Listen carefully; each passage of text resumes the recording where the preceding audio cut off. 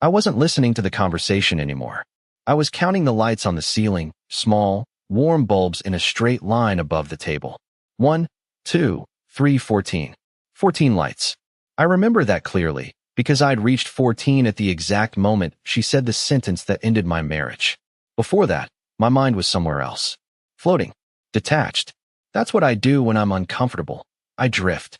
I nod at the wrong moments, smile half a second too late, pretend I belong in rooms that feel like they were built to quietly reject me. The room smelled like citrus cleaner and expensive cologne. Everyone else seemed perfectly at ease, leaning back in their chairs, laughing too loudly. I was sitting straight, hands folded in my lap, afraid I'd knock over a glass and confirm whatever silent judgment they'd already made about me. I hadn't wanted to be there. She knew that. Business dinners always made me feel like a coat someone forgot to hang properly, present, but unnecessary. Still, I came. I always came when she asked. I told myself that's what supportive husbands do. The conversation drifted from quarterly results to inside jokes I didn't understand. Someone mentioned how relationships change when success enters the picture. Another person laughed and said money clarifies things. That's when she turned slightly toward me, not fully, just enough to include me as an object, and said, "Some people are just temporary chapters. You don't realize it until you outgrow them." She didn't raise her voice. She didn't look angry. She said it calmly, almost thoughtfully, like she was sharing a mature insight she'd recently discovered. The table went quiet in that strange, polite way. Not shocked silence. More like recognition. Like everyone knew exactly who she meant. I felt my face heat up. My ears buzzed. For a second, I honestly wondered if I was being dramatic. If maybe this was just one of those vague, philosophical comments people make at dinners like this. But then she smiled. Not at me. Past me. Towards someone across the table who nodded back slowly. That's when I stood up. I didn't announce anything. Didn't push my chair loudly. I just rose, picked up my coat, and walked away while she was still holding her glass. No one stopped me. No one said my name. It was like I'd already been erased. Outside, the air was sharp and cold. My hands were shaking, and I hated that they were shaking. I hate how my body betrays me before my brain catches up. I stood on the sidewalk for a long time, staring at the reflection in the dark window, trying to understand how a single sentence could feel heavier than years of arguments we never had. My phone buzzed. Once. I didn't check it. Because as much as it hurt, as much as my chest felt like it was caving inward, one thought kept looping in my head, louder than everything else. She didn't say it by accident. She said it because she thought it was already over. And the worst part? I think everyone at that table knew before I did. That was the night I walked away, not knowing yet that it was only the first thing I'd lose. I didn't go home that night. I walked past my car, past the garage we used to share, past the valet stand where the guy barely looked up from his phone. I just walked, block after block through streets that smelled like smoke and old rain, until I found a closed bookstore with a bench out front. That's where I sat, staring at the reflection of myself in the darkened glass. I must have looked like I was waiting for someone. That's what a woman asked me. She walked by around midnight and glanced over, said, "Waiting for someone?" I almost said yes. Isn't that the story of my life? Waiting for her to remember who I was. Waiting for her to choose me again. Waiting for her to stop measuring me against the version of herself she kept upgrading every year. But no, I wasn't waiting. I was processing. Or trying to. Because the thing that kept playing in my head wasn't just the sentence she said. It was how no one was surprised by it. That meant something. That meant they'd heard things. Seen things. And if they had, how had I missed them? By the time the sun started bleeding across the rooftops, my phone had 7 unread messages from her. The first was casual. "Where did you go?" The second more clipped. "Are you serious?" Then came the spiral. "Conrad, answer me. What the hell are you doing?" And finally, the one that made me feel sick. "You're making a scene over nothing. Come back before this turns into drama." Drama. That's what she called it. I didn't respond. I didn't trust myself not to type something I'd regret. I went to my brother's apartment instead. He was still asleep, didn't even hear me come in. I used the spare key I'd never returned. I lay down on his couch, still wearing that blazer, and stared at the ceiling. This one didn't have 14 lights. Just a sad little fan spinning lazily in circles. My mind wandered to the guy across the table. The one she smiled at. He wasn't laughing when she said what she said. He was studying her. Quiet. Too comfortable. Like he knew it was about him. I didn't know his name, but I knew his face. And suddenly, all these moments I dismissed as harmless, texts with no names, late meetings that ran long, that new gym membership she said was just to clear her head. They weren't isolated anymore. They connected, and they pointed in a direction I'd been too afraid to look. But now I was looking, and what I saw made my stomach twist. Because what if that dinner wasn't just a careless comment? What if it was her way of making her exit official, surrounded by her people, speaking her truth out loud, testing if I'd finally disappear? And I had. I disappeared. But I wasn't done. Not yet. Because if she really thought I was the temporary chapter, she was about to find out how the story ends when the forgotten character picks up the pen. By the time I made it back to our house, the sun was fully up, and the silence felt unnatural, like the whole street had agreed to hold its breath. Her car wasn't in the driveway. Of course it wasn't. She always stayed behind to wrap things up after events like that. Or so she claimed. I didn't take off my shoes. I didn't drop my keys in the bowl like usual. I moved through the house like a stranger in a museum. Everything looked familiar, but nothing felt like it was mine anymore. The throw blanket still folded perfectly over the couch. The framed wedding photo on the hallway table. The smell of her perfume still faint in the air upstairs. But it all felt hollow, like a stage set someone forgot to pack up. I stood in our bedroom doorway for a while, staring at her side of the bed. The sheets were undisturbed. That should have comforted me. It didn't. Then I saw it, her work laptop, left open on the dresser. That was rare. She was obsessively private about her work, always closing tabs if I even walked by too fast. And that's when it happened. The moment I knew I wasn't just being paranoid, that I wasn't overreacting. She was still logged in, and the screen wasn't even locked. Now look, I'm not proud of what I did next. I know some people will say I invaded her privacy, but something primal took over. Something sharp and raw that didn't care about boundaries anymore. I opened her email, typed one word in the search bar, hotel. And there it was. Not one, not two, but 5 different reservations. All made in her name. All for weekday nights. All for 2 guests. And all from the same booking site, registered under her professional email, not her personal one. Almost like she thought I'd never think to check. Most of them were months old. But the most recent? Last Tuesday. While I'd been pulling an all-nighter trying to fix a back-end issue for a client, she'd apparently been in a hotel suite 3 miles away. I felt something snap. Not in an explosive way. Not with rage. No, this was something worse. A quiet, cold click, like a door locking behind you. I kept digging. Clicked her calendar. Then her cloud storage. Then the messaging platform her office used. And that's where I found it. A folder, buried under shared files. Titled, Q1 Projections. Inside were exactly 6 screenshots. All from text conversations. Not between her and the guy across the table, but between her and a name I'd never seen. Devlin. They weren't work messages. They weren't even subtle. Last night was exactly what I needed. Being with you makes everything feel right again.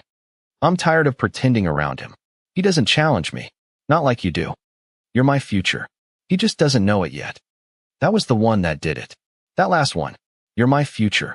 She wasn't having a fling. She was already building her next chapter. Without me. I was just the silence between sentences. The space before the next paragraph. I closed the laptop gently. Too gently. Like I didn't want to wake up the lie we'd been sleeping in. I sat on the edge of the bed, staring at my own hands like they didn't belong to me.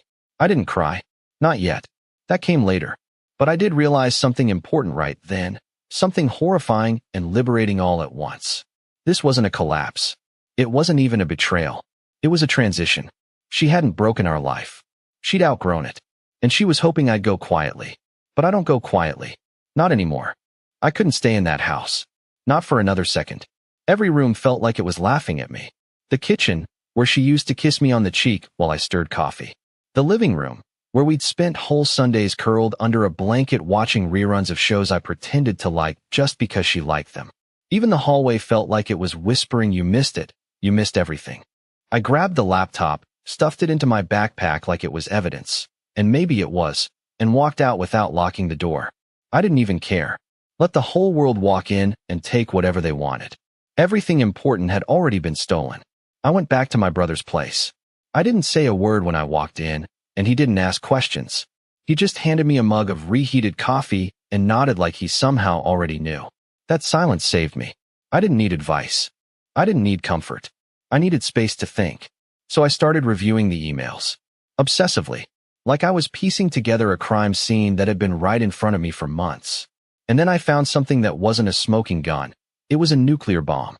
An email from her assistant, confirming her flights for a leadership summit in Charleston 3 weeks ago. Except, she never went to Charleston. She told me the summit had been moved to Tampa. Gave me a whole rundown, weather delays, hotel mix-ups, some keynote speaker who talked for too long about digital branding. She even brought back a tiny bottle of Florida orange blossom lotion from the hotel spa. I remember because it made my eyes water.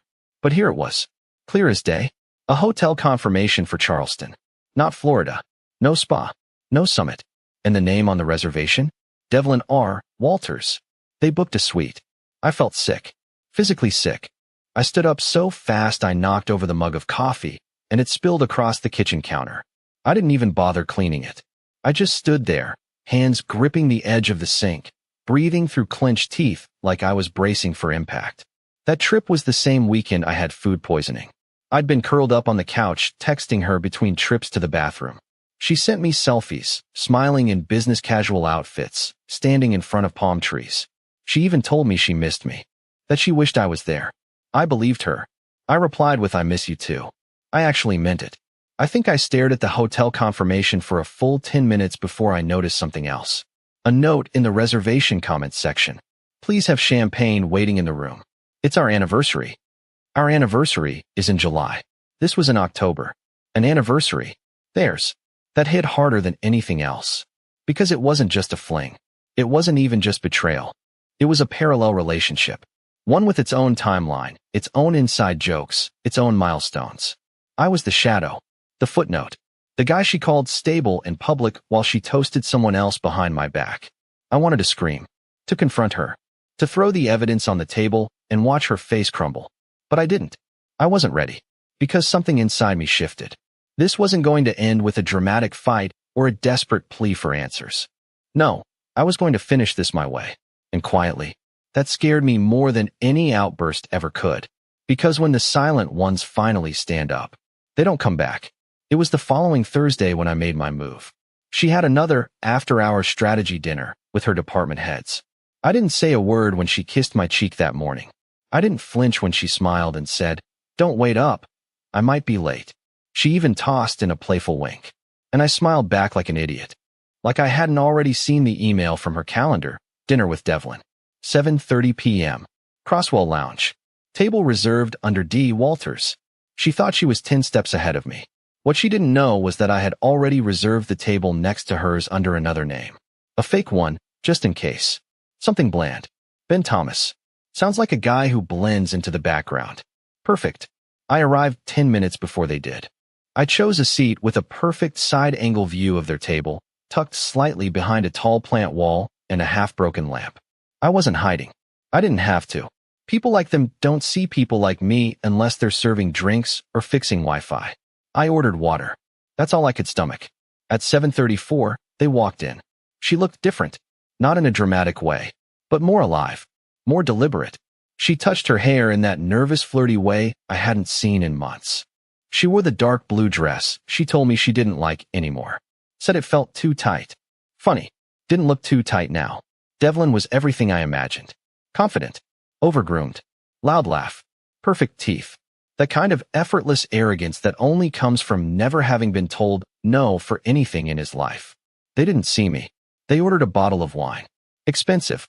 The same one we had on our 5th anniversary. They clinked glasses. He leaned in too close. She didn't pull back. And then she reached across the table and touched his hand. It wasn't the touch of a secret. It was the touch of something practiced. Familiar. Casual. I didn't feel anger. Not yet. What I felt was embarrassment. Like I was watching a movie I didn't audition for, but somehow my whole life had been edited out of the script. Then Devlin pulled out a small black box. My breath caught. She didn't look surprised. In fact, she laughed softly, like it was an inside joke. He opened it.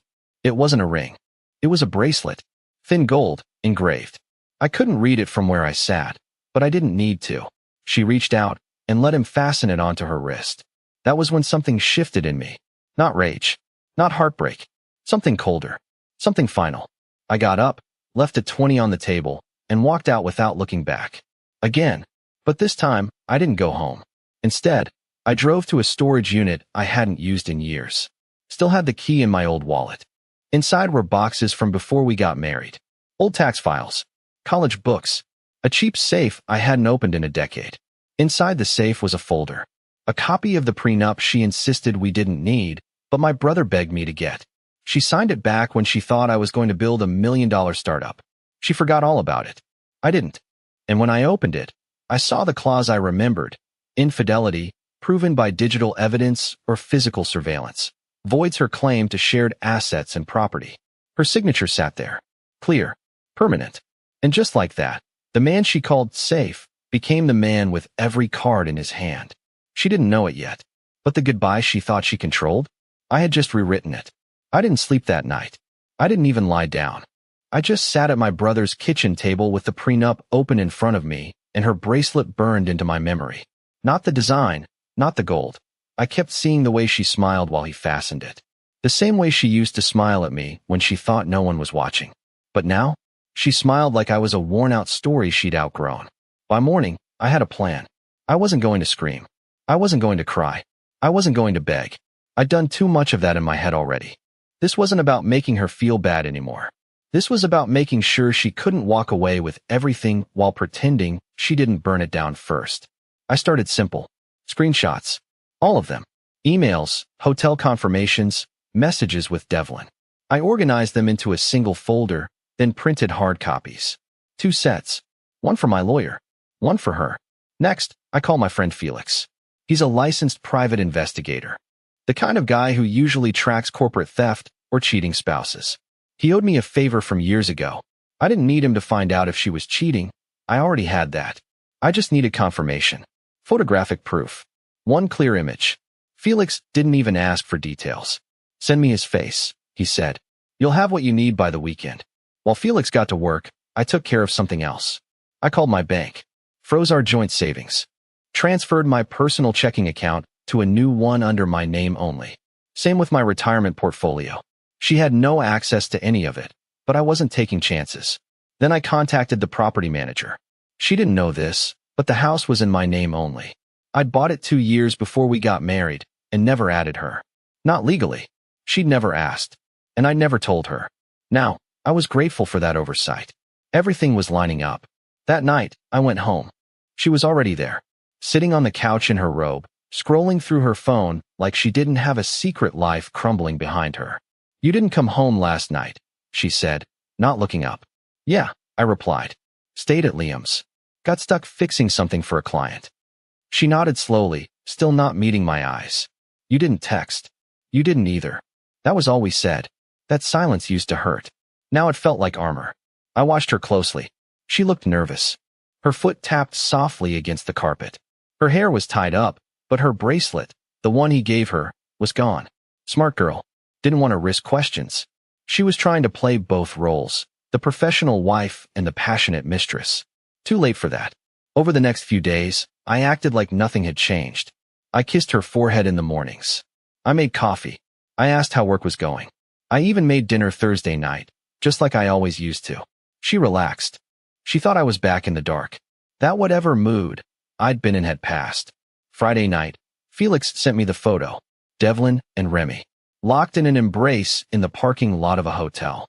Her lips on his neck, his hand on her hip. Time-stamped. Crystal clear. Undeniable. Saturday, I printed one copy of the photo. I slid it into a plain white envelope, along with a copy of the prenup. No note. No explanation. Just facts. And then, as calmly as anything I've ever done, I laid it on the kitchen counter. I knew she had plans that night. She'd told me she was going out with the girls. Another lie. I let her get dressed, curl her hair, choose her heels like she wasn't standing on a trapdoor. And right before she left, she saw the envelope. I watched her fingers freeze mid-reach. She looked at me, confused. What's this? You should read it when you get back, I said quietly. While you still have a house to come home to. Then I walked past her, out the front door, and left her standing there like a character in someone else's ending. She had no idea. But the life she built on secrets was about to collapse, and I wasn't going to lift a finger to save it. I didn't go far. Just a small cabin rental outside Fairhill. No Wi-Fi, spotty reception, fireplace, silence, and just enough warmth to keep me from freezing while I stared into the flames and thought about how someone you love can rot right in front of you without you noticing the smell. It took her an hour and a half to realize I wasn't coming back that night. The first call came at 9:47 p.m. I let it ring. The second one, 2 minutes later. Then 6 texts. Then 10.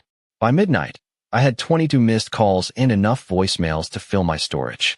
I didn't listen to a single one. I just stared at the phone lighting up like a heartbeat, each buzz weaker than the last. In the morning, it stopped. I thought that was it. That she'd finally given up the act and started figuring out where to go next. I imagined her pacing around the house, envelopes still open on the kitchen counter, wondering how I'd found out, wondering what else I knew. Then, mid-afternoon, she sent one final message. Please come home. I made a mistake. Just talk to me. Not I'm sorry. Not I love you. Just I made a mistake. Like she'd dropped a glass, not shattered a marriage. I didn't reply. Not because I didn't want to, but because I knew if I did, it would reopen something I'd worked too hard to seal shut. That evening, I finally listened to one voicemail. It started with silence, then a shaky breath, then her voice, small, unsure, like she was reaching for the version of me that used to save her from herself. Conrad, this isn't what it looks like. Please. That dinner, that hotel, the messages, I swear it wasn't serious. I didn't mean to hurt you. I just felt alone. You were always so distant lately. I thought you didn't care anymore. I thought I had to look somewhere else for. Click. I stopped the message right there. Not serious. She booked suites. She wore the bracelet. She smiled at him like I didn't exist. If that wasn't serious, then what was? Later that night, my lawyer sent me a text confirming the packet had been delivered to her work address. Inside, the prenup clause, the photos, and a clean draft of the divorce papers. It wasn't vindictive. It was just necessary. She had made her choice. I was just giving her the formality of living with it. The following morning, I drove back into town. Not to see her. Not yet. I went to the notary. Then the bank. Then the office where we kept our joint safety deposit box. She never bothered checking it. Always said, you handle the boring stuff. Funny thing about boring stuff. It's usually where the power hides. Inside that box was everything she didn't expect me to remember. The original house deed. The car title. Copies of our insurance policies and investment portfolios. All in my name. She never asked how we split things. She assumed. Because I was the quiet one. The soft one. The fool. But fools remember details. By nightfall, I'd reset every account, blocked her card access, rerouted mail, and had all legal documents secured. Every trace of the life we built together was now sorted, neatly, calmly, without a single word from me. Because I wanted her to feel it. Not the rage, not the yelling, but the silence. The silence of knowing the man she thought was safe, quiet, and too soft to walk away had already walked out and closed every door behind him. I wasn't there when she finally came home. I didn't want to be. Some goodbyes aren't meant to be spoken.